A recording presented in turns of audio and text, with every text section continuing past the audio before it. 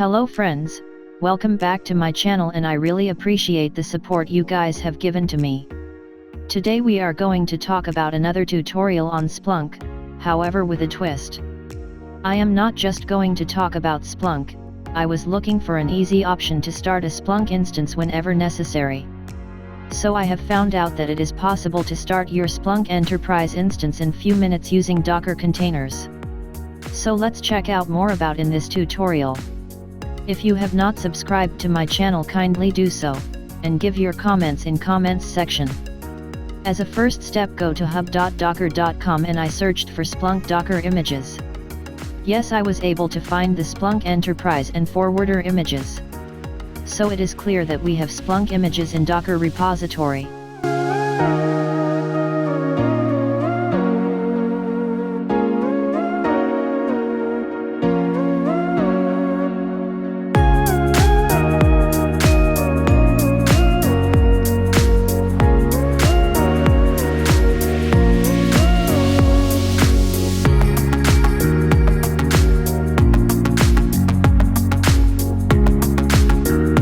The documentation in the Docker page also gives the steps on how to start the Docker containers for Splunk.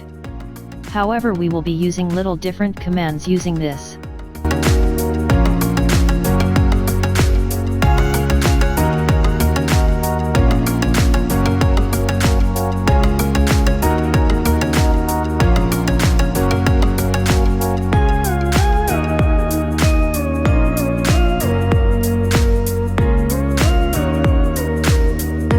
If you don't know how to install Docker, please check my videos on Docker containers. It will give you step-by-step instructions to set up Docker. You can check the Docker version using the command, Docker version. Check the containers running using Docker ps, inactive Docker containers using Docker ps-a. Also you can check the available Docker images using Docker images.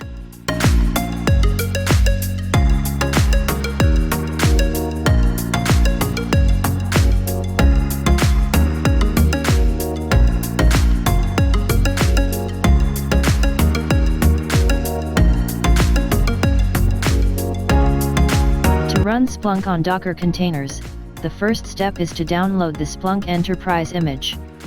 Run the command docker pull with Splunk provider and Splunk image name with tag latest so that it will download the latest image for Splunk. Wait for the download to complete.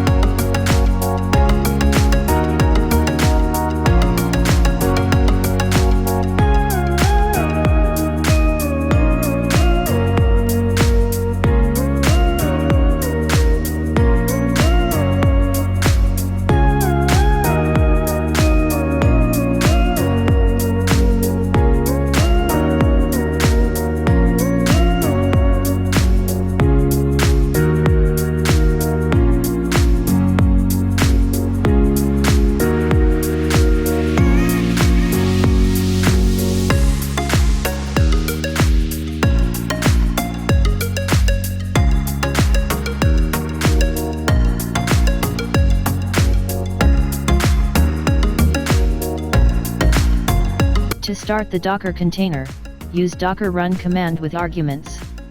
We are going to use port 8000, which is the Splunk web portal port. On the host we are going to map the same 8000 port to Splunk container port 8000. Set the Splunk password with the password you want to use. Here I am using password itself. You will be able to use this password and user account admin to log into the Splunk portal. Follow along. I have given all the steps in the video description.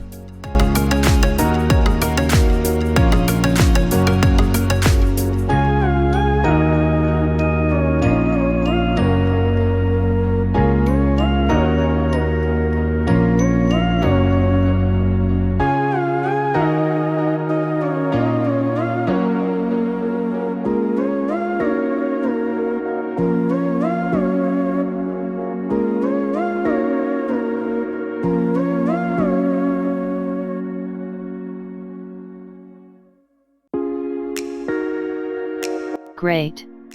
A new container is created for Splunk and the status is starting. Wait for the status to be changed as healthy and you can try login to the Splunk page using the IP address and port 8000.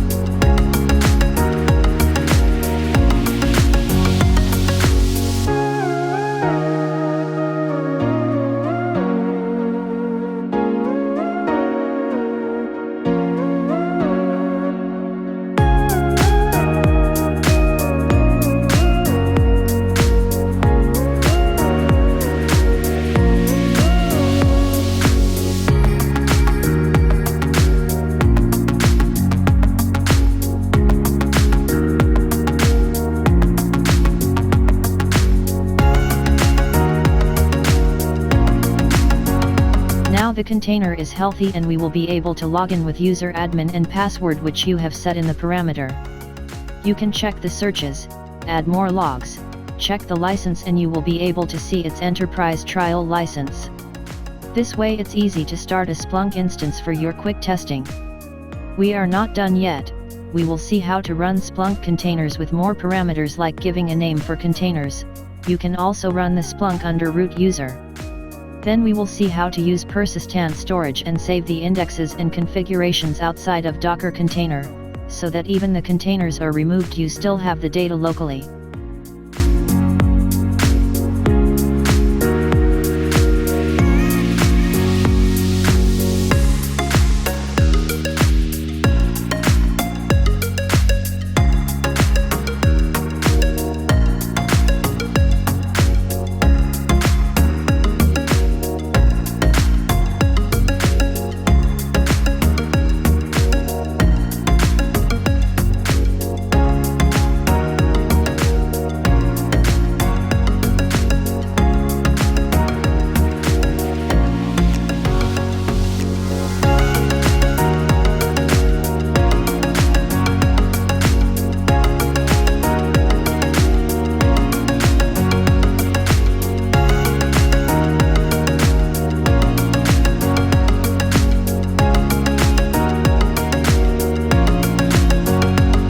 Let's create another Splunk container and name the container as Splunk Enterprise.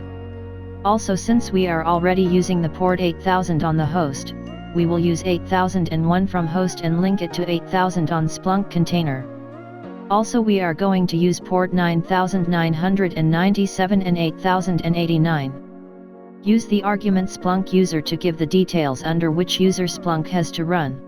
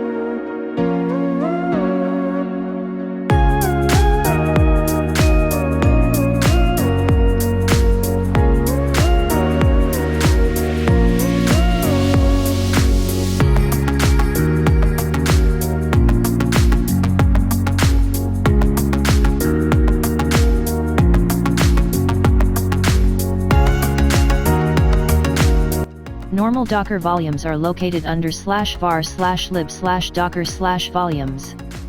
We will create 2 volumes here. One for etc folder and one for var folder from Splunk containers, and map it to this volumes. Follow along.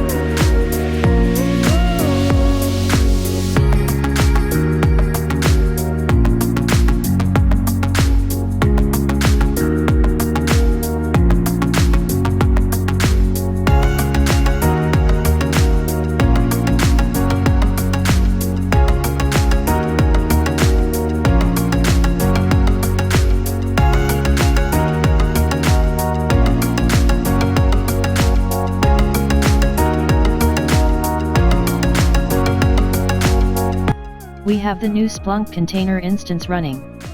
If you go back to the Docker etc. volume, under Scope Data Location, you will see the configuration files, and indexes under var volume.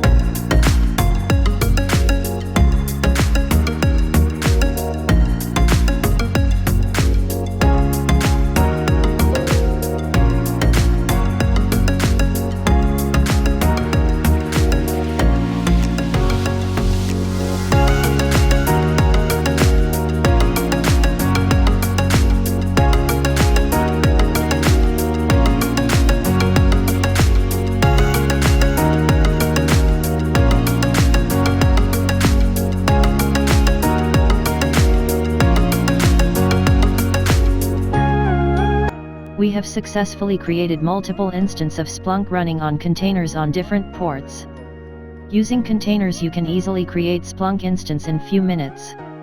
There are more to know about adding deployment server parameters, forwarder configurations etc., which we'll see in upcoming tutorial. I hope this tutorial is informative for you. Thank you for watching and request you to subscribe to my channel.